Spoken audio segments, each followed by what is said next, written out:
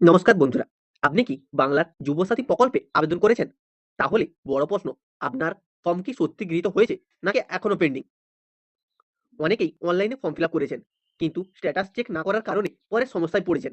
আজকের এই ভিডিওতে আমি আপনাদের দেখাবো মাত্র 2 মিনিটে কিভাবে যুবসাথী স্ট্যাটাস চেক করবেন, কিভাবে বুঝবেন আপনার আবেদন নম্বর তৈরি হয়েছে কিনা, আর যদি না হয়ে থাকে তাহলে কি করবেন। এই প্রকল্পটি চালু করেছে গভর্নমেন্ট অফ ওয়েস্ট বেঙ্গল, যেখানে যোগ্য প্রার্থীরা মাসে ১,৫০০ টাকা পর্যন্ত আর্থিক সহায়তা পাবেন। তাই ভিডিওটা একদম শেষ পর্যন্ত দেখুন, কারণ একটি ছোট ভুলের জন্য আপনার আবেদন বাতিল হতে পারে। চলুন শুরু করা যাক। যুবসাথী স্ট্যাটাস চেক ২০২৬ আবেদন করেছেন, এখনই জেনে নিন আপনার ফর্ম গৃহীত হয়েছে কিনা। পশ্চিমবঙ্গের বেকার শিক্ষিত যুবকদের জন্য বড় উদ্যোগ বাংলার যুবসাথী প্রকল্প। গভর্নমেন্ট অফ ওয়েস্ট বেঙ্গলের তরফে চালু হওয়া এই প্রকল্পে যোগ্য প্রার্থীরা প্রতি মাসে ১,৫০০ টাকা করে আর্থিক সহায়তা পাবেন, সর্বোচ্চ ৫ বছর পর্যন্ত। কিন্তু অনেকেই অনলাইনে ফর্ম ফিল আপ করেছেন, অথচ জানেন না আবেদনটি সঠিকভাবে জমা পড়েছে কিনা, অ্যাপ্লিকেশন নাম্বার তৈরি হয়েছে কিনা, ফর্ম পেন্ডিং নাকি অ্যাপ্রুভ। এই ভুলের জন্য পরে ভাতা পেতে সমস্যা হতে পারে। তাই এখনই স্ট্যাটাস চেক করা অত্যন্ত গুরুত্বপূর্ণ। পশ্চিমবঙ্গ সরকারের নতুন সামাজিক সুরক্ষা প্রকল্প বাংলা যুবসাথী ইতিমধ্যে ব্যাপক সাড়া ফেলেছে। গভর্নমেন্ট অফ ওয়েস্ট বেঙ্গলের উদ্যোগে শুরু হওয়া এই প্রকল্পের মাধ্যমে বেকার যুবকদের মাসিক আর্থিক সহায়তা প্রদান করা হবে।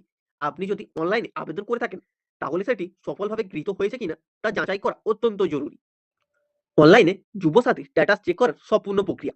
প্রথমে যুবসাথীর অফিসিয়াল পোর্টালে যান। হোম পেজে চেক স্ট্যাটাস অপশন খুঁজে ক্লিক করুন। আবেদন করার সময় দেওয়া রেজিস্টার মোবাইল নম্বর লিখুন।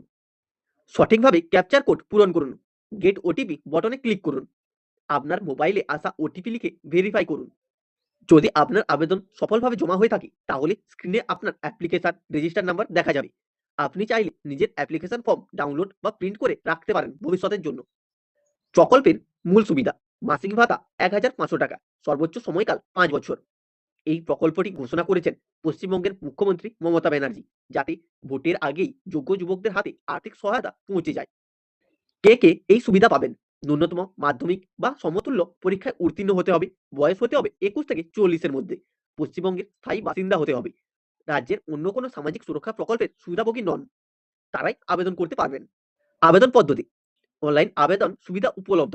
অফলাইন আবেদন ক্যাম্পাস রাজ্যে ২৯৪টি। আবেদনের সময়কাল ১৫ই ফেব্রুয়ারি থেকে ২৬শে ফেব্রুয়ারি ২০২৬ পর্যন্ত।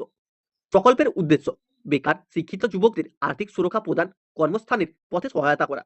এই উদ্যোগটি চালু করেছেন পশ্চিমবঙ্গের মুখ্যমন্ত্রী মমতা ব্যানার্জি। গুরুত্বপূর্ণ পরামর্শ: ওটিপি কাউকে শেয়ার করবেন না। ভুল তথ্য দিলে আবেদন বাতিল হতে পারে। মোবাইল নম্বর অবশ্যই সচল রাখুন। স্ট্যাটাস পেন্ডিং থাকলে কিছুদিন পর আবার চেক করুন। কেন এই স্ট্যাটাস চেক করবেন? কারণ অনেক সময় সার্ভার সমস্যার জন্য আবেদন সম্পূর্ণ সাবমিট হয় না।